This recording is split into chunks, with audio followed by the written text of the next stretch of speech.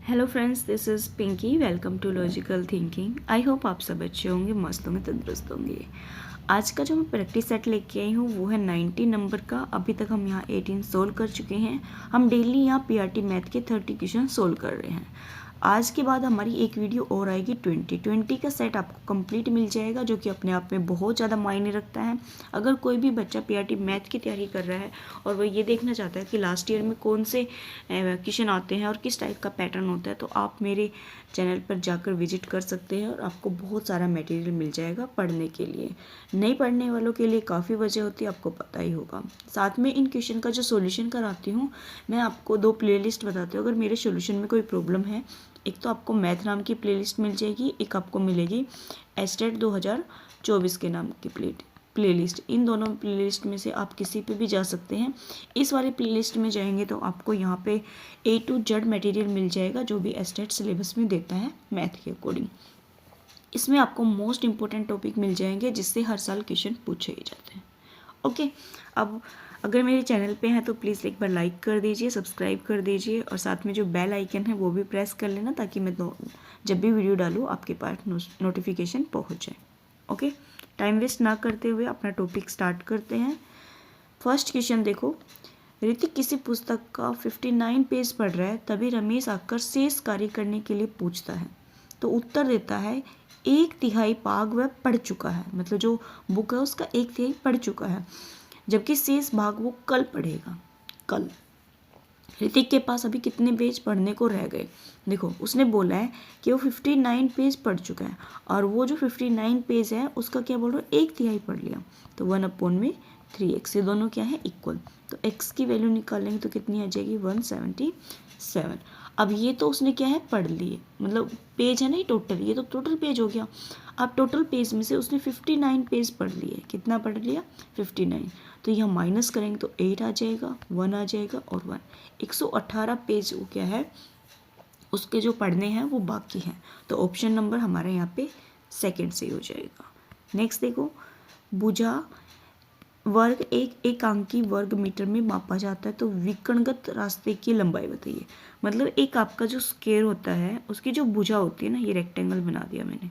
Square जो होता है उसकी जो साइड होती है वो कह रहा है 1 मान लिया, तो उसका डायगोनल बताते हैं। डायगोनल क्या होता है, √2। ऑप्शन नंबर 3 से हो जाएगा। दो संख्याओं का योग 2490 है। यदि पहली संख्या 6.5% है, दूसरी संख्या का 8.5% बराबर है, तो संख्याएं बताइए। अब देखो, जो फर्स्ट नंबर है और जो सेकंड नंबर है वो दोनों क्या है, इक्वल है। तो एक का तो 6.5% इक्वल है और एक का 8.5% इक्वल है। परसेंट से परसेंट, पॉइंट से पॉइंट, 5 से काट देते हैं। 5 कम 5, 5 15, 5 कम 5, 5 7 35।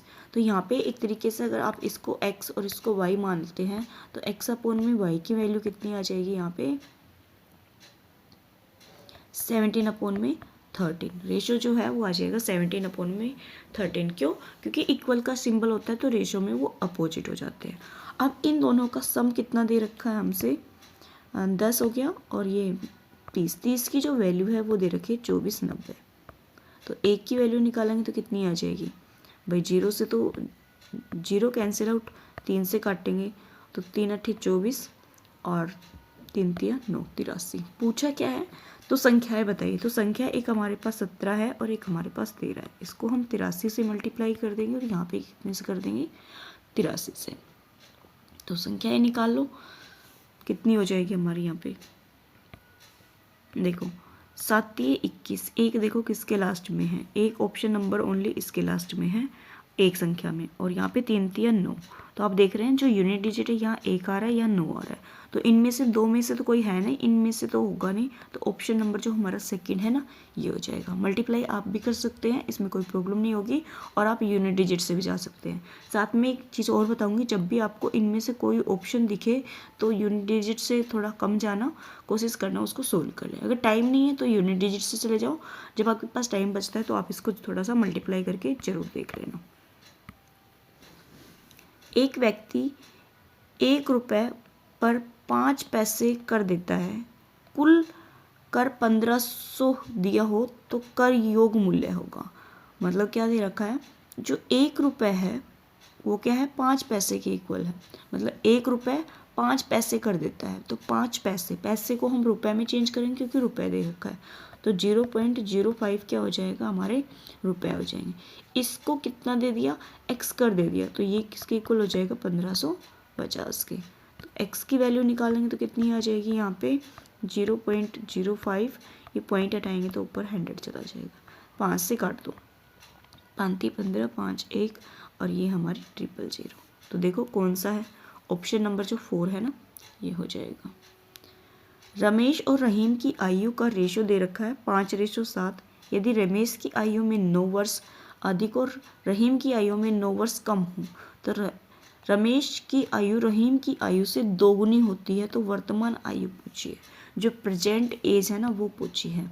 देखो इसको ऑप्शन से भी कर सकते हो और आप वैसे भी कर सकते हो, तो मैं इसको पहले वैसे करा देती हूँ आपको। देखो रहीम की कितनी है 5x मान ली, और जो रमेश की तो 5x है और रहीम की कितनी है 7x।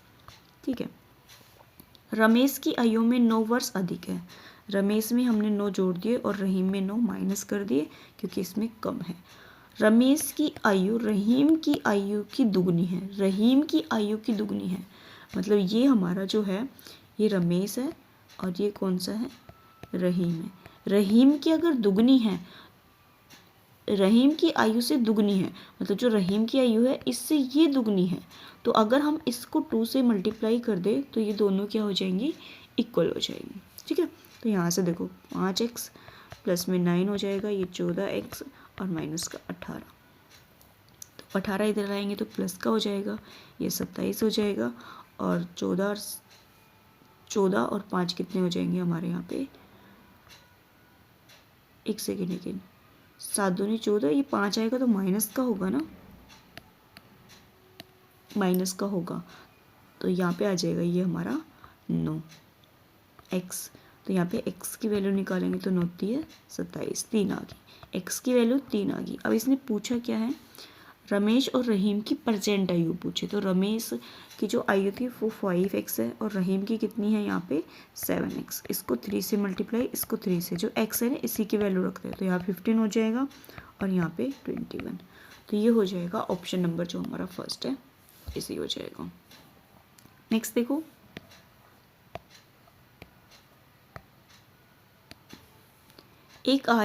एक आदमी 2400 कमाता है और 600 की बचत करता है, तो उसकी आय कितने प्रतिशत खर्च होती है।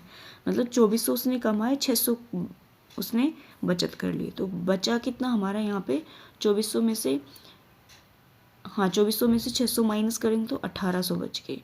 1800 किस पे बचे हैं 2400 पे, और इंटू में क्या आ जाएगा 100, तो 2 0 से 2 2 0, 6 चौक 24, 36 18 और 2 डबल 0, 4 से काटेंगे तो कितना आएगा 4 7 28, कितना बच गया हमारे पास 2, 4 पंजे 20, हाँ ठीक है 4 पंजे 20, तो 75%। ऑप्शन नंबर जो हमारा फर्स्ट है ना ये हो जाएगा। नेक्स्ट देखो, एक समकोण त्रिभुज की समकोण बनाने वाली भुजाओं की लंबाई 30 और 40 है, तो त्रिभुज की परिमिति पूछिए।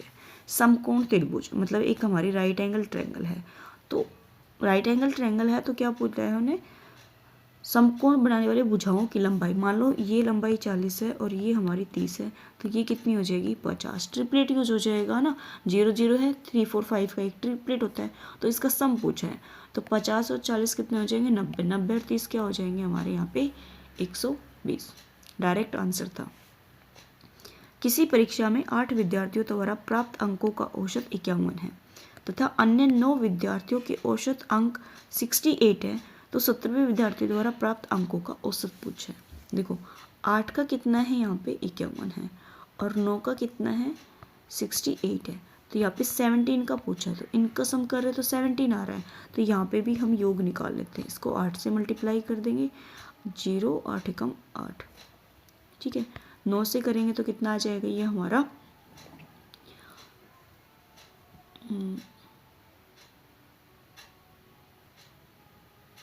9 से करना है ना हमें मल्टीप्लाई, 9 से करेंगे तो 9 8 72, 2 7 नौचिक 54 और हमारे 7 कितने हो जाएंगे यहाँ पे 61। ठीक है, अब यहाँ 17 का पूछा तो डिफरेंस निकाल लेंगे। तो डिफरेंस हमारे यहाँ कितना आ जाएगा, नहीं डिफरेंस नहीं निकलेगा, सम होगा, क्योंकि यहाँ पे हमने सम किया ना, 8 और 9 कितने हो 17, तो यहाँ पे भी हमारा सम होगा। तो 8 10 2 और ये 10 अपोन में कितना कर देंगे हम यहाँ पे 17, तो 17 से करेंगे। 17 छिक्के हमारे कितना होता है 102, तो यहाँ पे 0 बचेगा तो ये 0 आ जाएगा। ठीक है, तो यहाँ पे जो 17 विद्यार्थियों द्वारा प्राप्त अंकों का जो औसत है वो कितना हो जाएगा 60। कुछ नहीं किया है, अगर आप ध्यान से देखेंगे तो 8 को हमने 51 से मल्टीप्लाई किया, ये हमने सम निकाल 9 को 68 से किया तो ये भी हमने सम निकाला, दोनों सम को प्लस किया है। और यहाँ पे इधर भी जो संख्याएं थी, जो विद्यार्थी हैं संख्याएं ने, इनका भी हमने सम किया है, तो जो सम आएगा दोनों को डिवाइड कर दिया। ओके, लास्ट देखो, 3 मीटर भुजा वाले वर्गाकार फर्श पर 20 सेंटीमीटर और 30 सेंटीमीटर साइज की कितने पत्थर लगेंगे। अब जो फर्श है, जो फर्श की इसने 3 मीटर बता रखा है, उससे बड़ा तो फर्श होगा नहीं, तो इस पे अगर आपको क्या लगाना है, इस पे आपको लगानी है टाइलें। तो टाइलें तो दे रखी है हमारे सेंटीमीटर में और ये दे रखा है मीटर में, तो सेंटीमीटर से हम मीटर में बनाएंगे तो 0.2 आ जाएगा, ये भी 0.2 आ जाएगा, 3 आ जाएगा। ठीक है, अब जो फर्श का मतलब जो पत्थर है, जो n है, वो क्या होता है बड़ा क्षेत्रफल अपोन में छोटा क्षेत्रफल। जो जगह है, जो फर्श है, उससे बड़ा तो कोई एरिया होगा नहीं, तो फर्श क्या है वर्गाकार है, तो क्या हो जाएगा हमारा 3 × में 3 अपोन में कितना आ जाएगा 2 × में 3, इन दोनों के पॉइंट हटाएंगे तो 100 ऊपर चला जाएगा। 3 से 3 2 से काटेंगे तो 50 आ जाएगा, और 50 और 3 की मल्टीप्लाई 150 आ जाएगा। ऑप्शन नंबर हमारा यहाँ पे 3 सही हो जाएगा। यदि किसी संख्या और उसके 3/5 भाग में अंतर 40 हो तो संख्या ये बताइए। मतलब एक संख्या है, क्या दे दिया आपसे, एक संख्या है और उसके 1/5 भाग में क्या है 40 का अंतर है। मान लो एक संख्या x है और उसका 3/5 भाग में जो डिफरेंस है वो कितने का है 40 का है। तो यहाँ आप एलसीएम लेके सोल्व करेंगे तो 2x अपोन में कितने का आ जाएगा 5 का, इक्वल किसका है 40 का। तो यहाँ x की वैल्यू निकालेंगे तो 5 ऊपर चला जाएगा, 2 नीचे, 2 से काटेंगे तो 20 और 20 चुके 100, तो जो संख्या है वो कितनी आ जाएगी 100।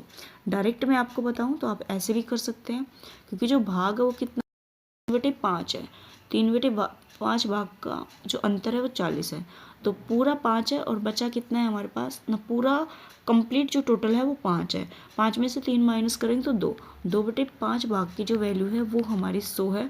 तो यहाँ से निकालोगे तब भी आपका कितना आ जाएगा 40 है, सॉरी 100 नहीं है 40 है, तो यहाँ से भी आपका 100 आंसर आ जाएगा।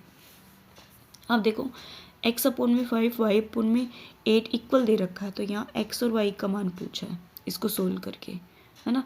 तो यहाँ x की वैल्यू कितनी है 5, 5 और 5 10, और ये 8, 8 और 8 कितना हो जाएगा 16, तो 2 से काटेंगे 2 5 10 और 2 8 16, ऑप्शन नंबर 3 सही हो जाएगा।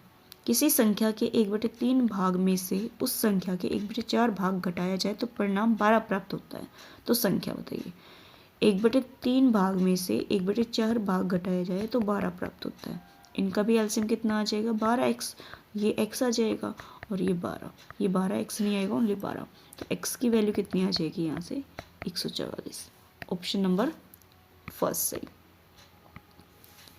निम्न संख्याओं में से छोटी संख्या पूछे कि कौन सी होगी, तो आप देख रहे हैं यहाँ पे आपको स्क्वायर रूट में भी दिख रहा है, स्क्वायर में भी दिख रहा है, नॉर्मल नंबर पॉइंट में भी दिख रहा है, तो सबसे छोटी पूछिए, तो सबसे छोटी पूछिए तो देखो 105 का स्क्वायर है, 105 नहीं सॉरी 0.5 का स्क्वायर है, तो अगर हम इस स्क्वायर को ओपन करें तो 0.25 आ जाएगा।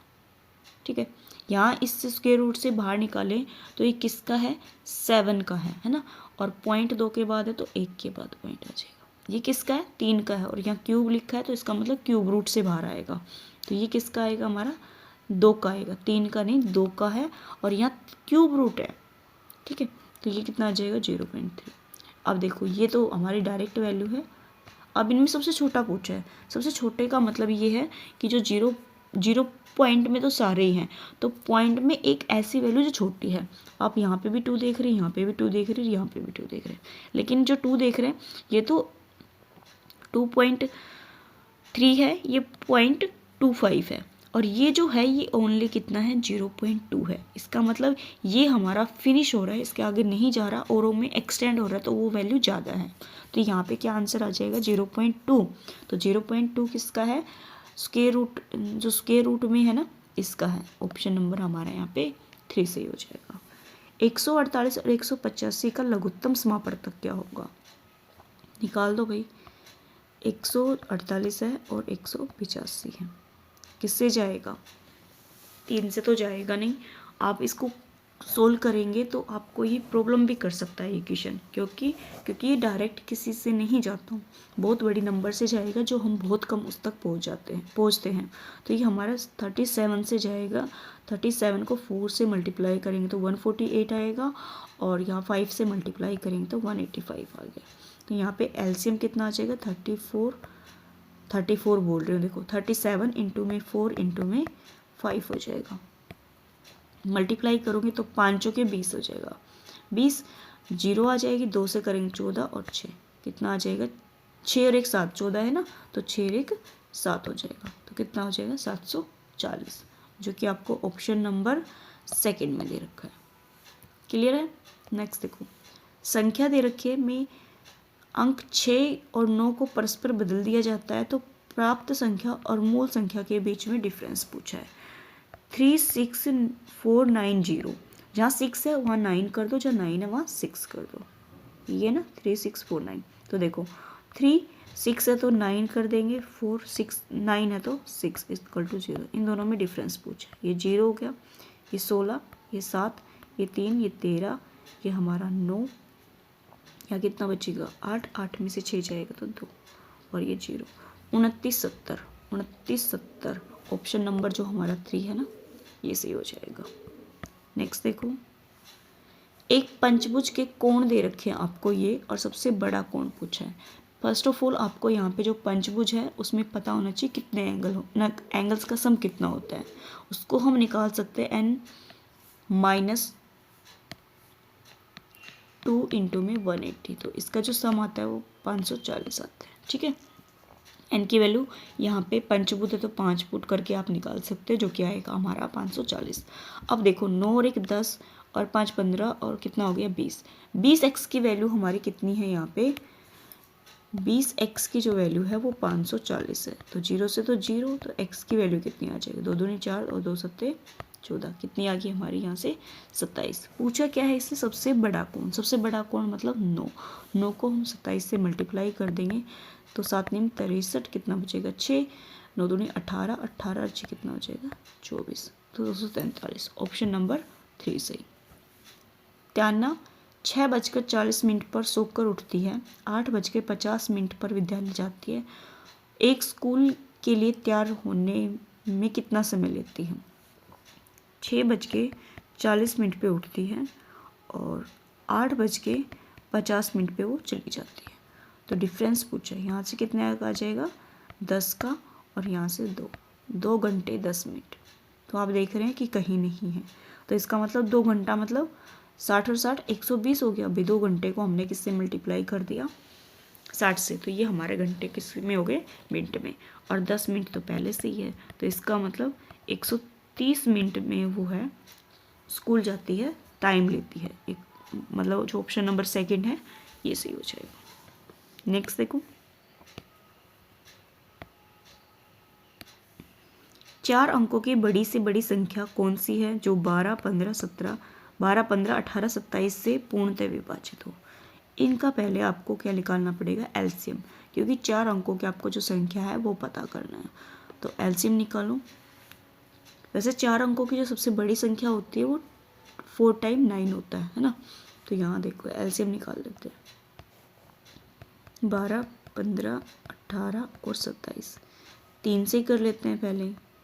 तो 3 चौक 12, 3 5 15, 3 6 18, 3 9 27, फिर 3 से कर लेते हैं 4 5 2 और 3, फिर हम यहाँ पे 2 से कर लेते हैं 2 5 1 और 3। अब आप देख रहे हैं यहाँ पे जो नंबर्स बचे हैं वो सारे हमारे प्राइम नंबर्स हैं, तो एक बार 2 से जाएगा, एक बार 3 से, एक बार 5 पे, तो हम वैसे भी कर सकते हैं।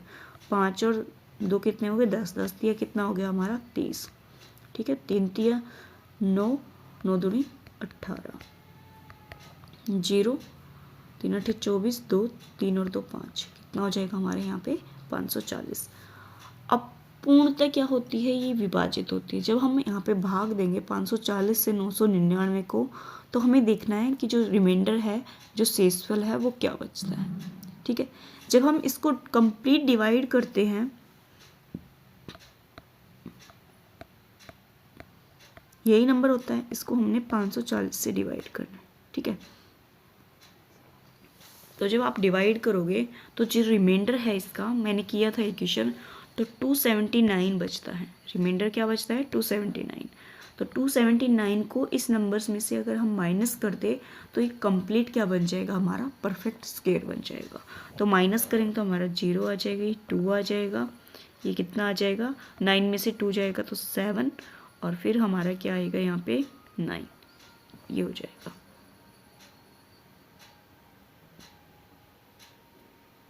और ये सॉरी 5 अंक की नहीं है, ये 4 अंकों की है। मैं 5 अंक लेके चल रही हूँ, जो कि ऑप्शन में मैच ही नहीं हो रहा है। 4 अंक की है, इसका मतलब यहाँ पे यही आएगा। अगर यहाँ एक 9 और बचता, ठीक है, ये 4 अंक की है। सॉरी, मैंने थोड़ा यहाँ पे ध्यान नहीं दिया। ये कितने की है, 4 अंक की। तो यहाँ पे देखो 9720 हमारा आंसर हो जाएगा, जो कि ऑप्शन नंबर सेकेंड में दे रखा है। सिर्फ आपको यहाँ डिवाइड करके देखना, मैंने किया था तो मुझे इसका पता था।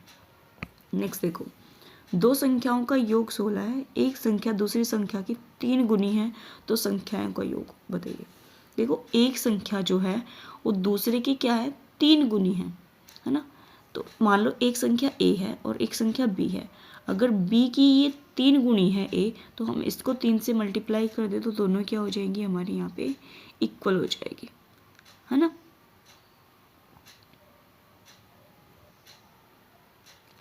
अगर आप डायरेक्ट भी निकालना चाहें तो डायरेक्ट भी निकल सकता है, चलो कोई बात नहीं। तो यहाँ पे a अपॉन में जो v की वैल्यू है वो कितनी आ जाएगी, 3/1।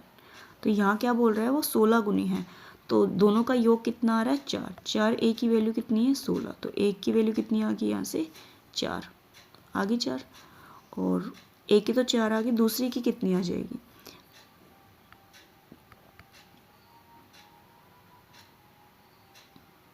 4 नहीं, एक की वैल्यू कितनी आई है यहाँ पे, x की वैल्यू 4 आई है, क्योंकि योग 16 है तो हमने मान लिया ये 3x है, ये कितना है हमारा, ये 1x है, तो यहाँ एक की आई है, तो 4 3 12 और 1 4, इसको हमने x मान लिया यहाँ पे, 3x और क्या आ गया 1x, तो यहाँ x की वैल्यू आएगी, ना कि ये a की आएगी। तो x की आएगी तो हमारी b की वैल्यू कितनी हो जाएगी, 4, और a की कितनी हो जाएगी, 12।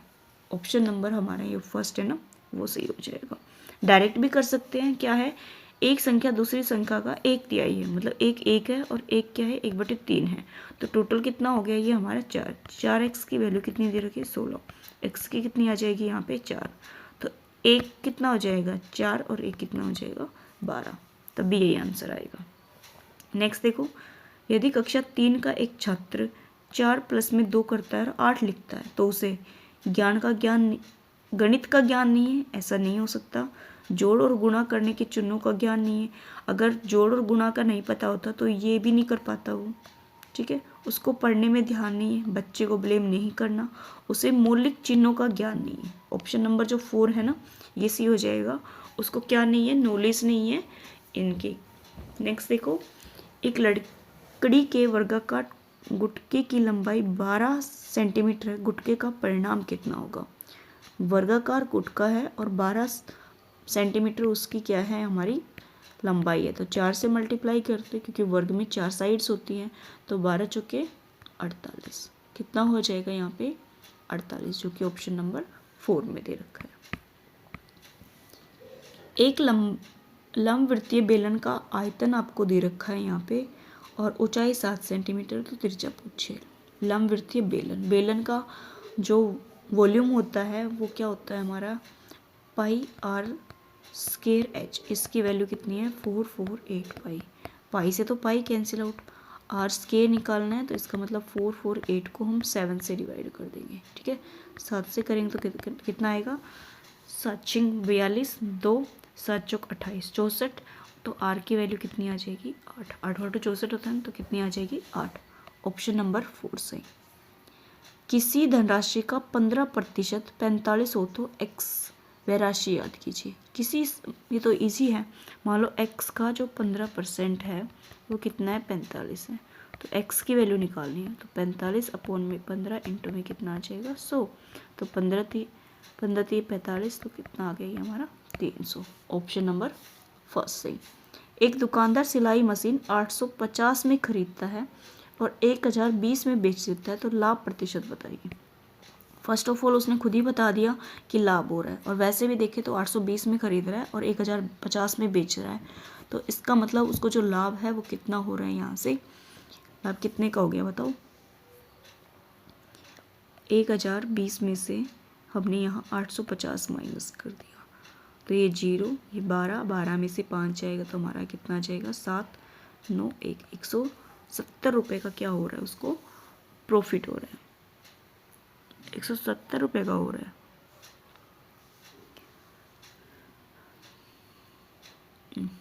12 में से 5 जाएगा तो हमारा 7 ही बचेगा, ये 9 और 1, ठीक है। चलो 170 रुपये का प्रॉफिट है। 170 रुपये का प्रॉफिट किस पे है, 850 पे है, इंटू में कितना आ जाएगा हमारा यहाँ पे 100, तो 0 से 0। 17 को 5 से करते हैं तो 7 5 35, 3 और 5 और 3 8, तो 17 एकम 17, 17 5 कितना हो जाएगा 85। 5 से करेंगे तो कितना आ जाएगा 20%। तो यहाँ पे ऑप्शन नंबर जो हमारा सेकंड है ये सही हो जाएगा। नेक्स्ट देखो, अब देखो यहाँ पे एक आपको अलजेब्रा का दे रखा, x-2 से भाग देने पर शेषफल पूछा है। तो शेषफल पूछा है तो क्या करना है, यहाँ से x की वैल्यू निकाल लो। x की वैल्यू कितनी आ जाएगी, 2, माइनस है तो 2 आ गई, तो 2 इसमें पुट कर दो, तो 4 इंटू में कितना आ जाएगा हमारे यहाँ से, मल्टीप्लाई करेंगे तो कितना आ जाएगा 8, माइनस का 2 इंटू में 4, प्लस का 5 इंटू में 2 और माइनस का 8 इक्वल टू 0। ये हमें सोल्व करके देखना होगा। 8 चौक 32 हो जाएगा, माइनस 4 दूनी 8 हो जाएगा, प्लस 5 दूनी 10 और माइनस का 8 इक्वल टू 0। 10 और 32 हमारे कितने हो जाएंगे यहाँ पे 42 और माइनस का 16, तो ये 6 हो जाएगा, ये 3 में से 1 जाएगा तो हमारा कितना बचेगा 2, तो कितना आंसर आ जाएगा 26। ऑप्शन नंबर 4 से। एक रिजु रेखा पर 2 आसन कोण दे रखे हैं, तो दोनों कोणों में से छोटा कोण पूछा है। रिजु का मतलब आपको 180 डिग्री का एंगल है, ये जो एक लाइन होती है ना इसके ऊपर एंगल है, तो एक एंगल ये दे रखा है, एक ये दे रखा, तो इनका जो सम होता है वो 180 होता है। तो 2x - 27 और प्लस में x कितना आ जाएगा 180, ये हमारा 3x हो जाएगा। 180 प्लस में 27, तो 3x = 7 0 और 3, x की वैल्यू कितनी आ जाएगी, x की वैल्यू पॉइंट में आएगी क्या, 7 आ जाएगा, 8 और 2 10, 1 और 1 2, 207 आएगा भाई। x की वैल्यू निकालेंगे तो कितना आ जाएगा, 3 6 18, 2 3 9 27, 69। छोटा पूछा है तो छोटा तो x ही है, तो x की जो वैल्यू है वो क्या कितनी आ जाएगी 69। ऑप्शन नंबर सेकंड सही। बिंदु दे रखे हैं और त्रिभुज के शीर्ष पूछे, मतलब बिंदु है, इनसे ये पूछा है जो हमारी त्रिभुज बनेगी, जो ट्रायंगल बनेगी वो हमारी किस शेप की बनेगी, वो हमारी समद्विबाहु बनेगी, विषमबाहु या समकोण या समबाहु।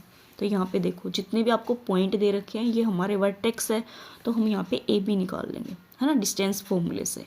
तो ए बी निकालेंगे, ए बी का स्क्वायर निकाल लो डायरेक्टली। ए बी का स्क्वायर निकालेंगे तो 6 - 2 कितना हो जाएगा हमारा, एक सेकेंड रुको, y2 - y1 करेंगे ना, तो 3 - 2 करेंगे। 3 - 2 मतलब 1, 1 का स्क्वायर हमारा 1 हो जाएगा, प्लस और 6 - 2 4, 4 का स्क्वायर कितना हो जाएगा 16, तो कितना आ गया 7। एक बार बता देती हूँ मैं क्या कर रही हूँ, यहाँ पे मैं कर रही हूँ y2 - y1 प्लस में x2 - x1। ओके, फिर हम यहाँ पे BC का स्क्वायर निकालते हैं। BC का स्क्वायर 11 - 3, 11 - 3, 11 में से 3 जाएगा तो हमारा कितना बचेगा 8, तो 8 का करेंगे तो कितना आ जाएगा 64, प्लस में 4 माइनस का 6, तो माइनस माइनस तो प्लस और 2 4, ये तो अलग ही आ रहे हैं ना सारे, तो 68। फिर हमारा आ जाएगा 80 का स्क्वायर, 80 का स्क्वायर 11 माइनस 2 9, 9 का स्क्वायर 81, 4 माइनस 2 2, 2 का स्क्वायर 4, तो ये आ जाएगा 85। अब आप देख रहे हैं जो साइड्स हैं वो तीनों ही क्या हैं, अलग आ रही है, कोई बात नहीं। अब हमें यहाँ पे देखना है ये राइट एंगल ट्रायंगल तो नहीं है, क्योंकि इसमें समकोण भी दे रखा है। तो हम यहाँ पर हम जो AC का स्क्वायर है यहाँ सम करके देख लेते हैं कि क्या होता है। AC का whole square equal to AB का स्क्वायर प्लस में BC का स्क्वायर होता है। ये हमारे राइट एंगल ट्रायंगल के लिए होता है। तो यहाँ 8 और 7 15, 6 7 1 85, बिल्कुल ये भी 85 और ये भी 85 है।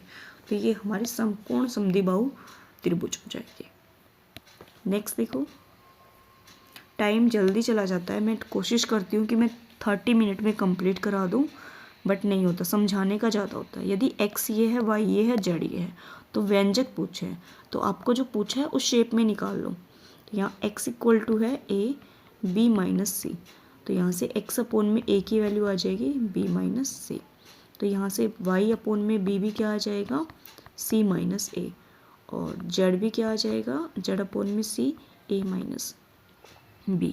ये आपने सभी का निकाल लिया। अब देखो, अब इन तीनों को ऐड कर देते हैं, तो ऐड करेंगे तो x अपोन में a प्लस में y अपोन में b प्लस में z अपोन में c equal to b minus c plus c minus a plus a minus b।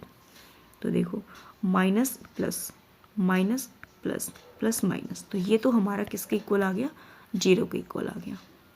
Clear है। अगर ये 0 के इक्वल आया है और हमसे क्यूब में पूछा है, तो जो हमारा क्यूब होता है वो क्या होता है, एक्स क्यूब अपोन में ए क्यूब। अगर हम अलग अलग ले तो यही होगा, प्लस में वाई क्यूब अपोन में बी क्यूब प्लस में जेड क्यूब अपोन में सी क्यूब। अब इस जो क्यूब है ये हमारा होता है 3xyz अपोन में क्या आ जाएगा ABC। तो यहाँ पे आ जाएगा 3xyz अपोन में ABC। ऑप्शन नंबर जो हमारा है ये 3 सही हो जाएगा। ओके, या क्यूब में अगर वैल्यू नहीं पता है तो मैंने कल भी कराया था, जब हमारा xyz अगर 0 आ जाए, x plus y plus z 0 आ जाए तो हमारा 3xy आता है क्यूब में। नेक्स्ट देखो, ये दे रखे हैं x और y और स्क्वायर में आपसे पूछा है। तो फर्स्ट ऑफ ऑल आपको x और y जो है ये सिंप्लीफाई करने होंगे, ठीक है। तो यहाँ x को हम रैशनलाइज करेंगे और y को रैशनलाइज करेंगे। x को रैशनलाइज करेंगे तो ऊपर स्क्वायर आएगा, तो स्क्वायर को अपन कर देंगे तो 3 प्लस में 1 प्लस में 2√3 आ जाएगा, और नीचे तो हमारा 3 माइनस 1 आ जाएगा। तो x की वैल्यू आ जाएगी 4 2 और √3 अपोन में 2, तो x की आ जाएगी यहाँ पे 2 प्लस में 2√3। अब आप देख रहे हैं दोनों में है ना माइनस का डिफरेंस है, y में भी माइनस का ही डिफरेंस है, ऊपर प्लस था इसमें माइनस है। तो यहाँ पे भी अगर आप इसको सोल्व करेंगे तो ये आ जाएगा 2 माइनस, हमारा 2 तो कट ही गया था ना, ये वाला 2 तो कट जाएगा, तो यहाँ पे आ जाएगा ये 2 माइनस √3। ये x का आ जाएगा, ये हमारा किसका आ जाएगा, y का आ जाएगा। अब इन दोनों का स्क्वायर करके सम करना है, तो x स्क्वायर प्लस में y स्क्वायर।